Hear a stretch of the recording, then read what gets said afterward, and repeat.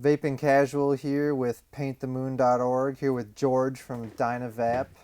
How's it going today? It's going excellent. Yeah. So he's showed me a little bit around and told me kind of what's been going on here. And so I decided to start this interview off pretty light with tell me a little bit how this started.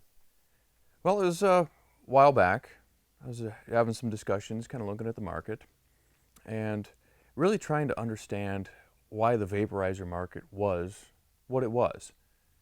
And that was a collection of what I thought at the time was overpriced, overly complicated devices to do a relatively simple task, and that's heat a sample to a specific temperature range so you can extract what you're looking for. And so it kind of became my mission to see if I could find a better way to do that. And then so we were also talking about this a little bit earlier. And were you expecting as large of a response as you got? You know, it's one of those things that I think from a creator's perspective, anyone that ever has an idea, hopes and dreams, and maybe sometimes to a delusional degree, that it's the best idea that there's ever been, and as soon as other people realize how awesome it is, it's just going to explode. But I also think that most of those people know in the back of their mind that in reality, it just doesn't work that way. So in this situation, I think things have grown a lot faster than I anticipated, and probably just as fast, if not even faster, than I would have hoped for. In fact, the biggest stress that I have right now is, okay, how do I get more product made? How do I make things more efficiently? How do I keep the cost from skyrocketing? And on top of all that, some of the pieces and some of the components that are required to make these units are rather precise and obscure and difficult to source. And sometimes it takes, upwards of 5 to 7 weeks from the time that I place an order until I can get a restock supply. So if I'm not projecting out a long ways in advance, at least over the past month or two, I'm selling out of material. It's been a heck of a ride here because, when the sales are growing at the rate that they are, even as I've been doubling and tripling the amount of materials that I'm ordering, I'm continuing to sell out. And I'm just ever so thankful that the people that are supporting me in this endeavor aren't crawling up my backside and, creating a whole bunch of stress and fuss in terms of where's my product. So then, with all of these people that are absolutely adoring it, what do you think the reason for that is? Why do you think so many people have resonated with this idea? I think the biggest thing that people are seeing in this device is simplicity.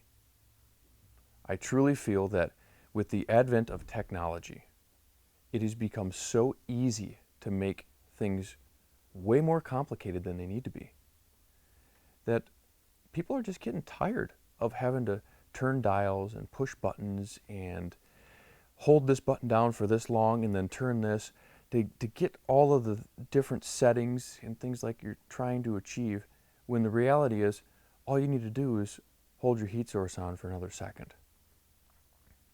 Why do our devices need to be so complicated? And I don't think that they do. The problem is, because of all the technology that's available, it's so much easier to make a complicated device, to take it to China and get that extraordinarily complicated device mass-produced in such a way that it's actually economical. Whereas I think it's a lot more difficult to spend the time it takes to engineer something that's simple from the beginning, that just works well and doesn't have all of the unnecessary pieces and components. So then, what are some of your plans taking DynaVap forward? As far as the future is concerned, thinking short term, biggest thing is scaling production so that I can get orders filled as quickly as they're coming in and not continue to force people to wait what I would consider to be an unreasonable length of time. Hopefully it'll be one of those things where the backlog is only going to be a week and a half on maybe some of the special order or less common items, maybe a little bit longer for some of the really exotic things, some of the burl woods, things like that. I can't reasonably stock large quantities of some of the really exotic things. But as far as like a standard VapCap and a standard Thai woody or some of the other titanium tip varieties, it is the goal to have enough of those materials and components on the shelf that we can get the orders filled in a very short period of time once they come in. Cool. Switching gears a little bit here. I had some people on Reddit ask a few questions, and they wanted me to then ask you these questions. So the number one question I got at the top was, how does it feel being a boss? How does it feel being a boss? Well, it honestly feels a whole lot like when you decide that you need to go mow the grass. Well, you're essentially the boss of yourself, because when this whole project started, there wasn't anyone around to give any direction to other than myself. It was just pretty evident to me what I needed to do, and I went and did it. And if I didn't know how to do it, I had to learn how to do it, because there was no one else to do it for me or anyone else to rely upon. I don't know if that's a good answer or not, but you know, I just like to look at it like from the standpoint from anyone else that's ever created anything, whether you're building a house or a car out of Legos, or you're building a new doghouse, or whatever it might be, you know, baking a batch of cookies.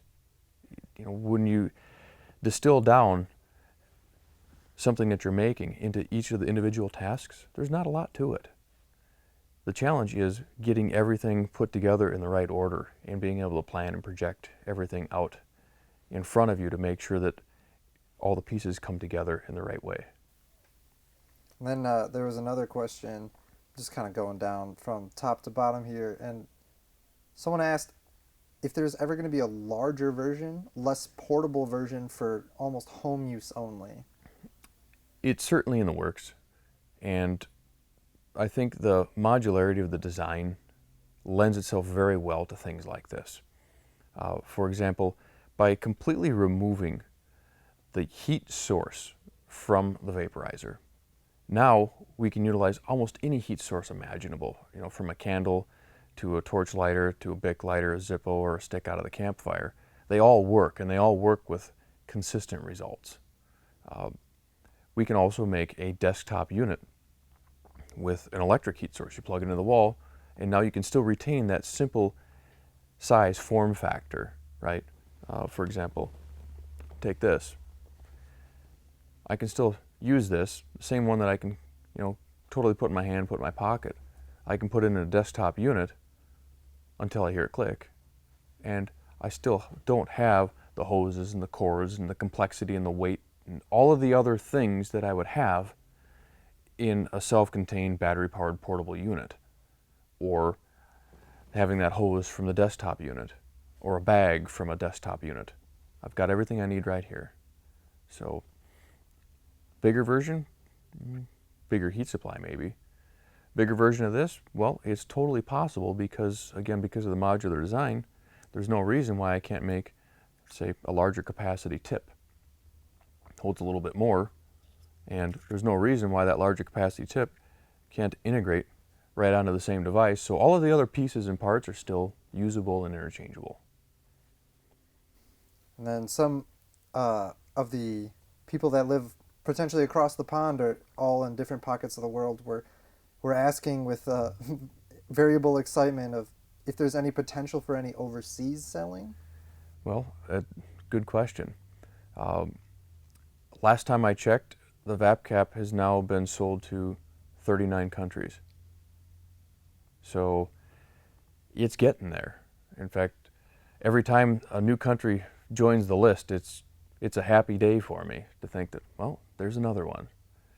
I just love the fact that people from all over the world, and with the website and the internet, it's easy for people from places I've never been to, and sometimes even places I've never even heard of, to buy this tiny little product. And because it's small and it doesn't weigh a whole lot, it's actually practical to ship it there. And then the last question I have from user submitted questions I have here is, people are asking if there's going to be any glass on glass 14 millimeter type connection. Yes, there will. It's just a matter of time at this point. I have some prototype pieces that work real nice. I'm just working on the best way to integrate them and looking for a good glass manufacturer to take care of making sure that all the dimensions are dialed in. But for what it's worth, if you're just new into the DynaVap product line, if you just take the base model VapCap and you put on the fat mouthpiece, which costs $1 on my website. That fat mouthpiece will get you a nice seal when you just drop it into the female side of a 14mm adapter. Thank you for your time today, George. You It's bet. been a pleasure walking around the shop with you, and it's been a pleasure doing this interview with you. Well, I appreciate you taking the time. Thank you. Thank you.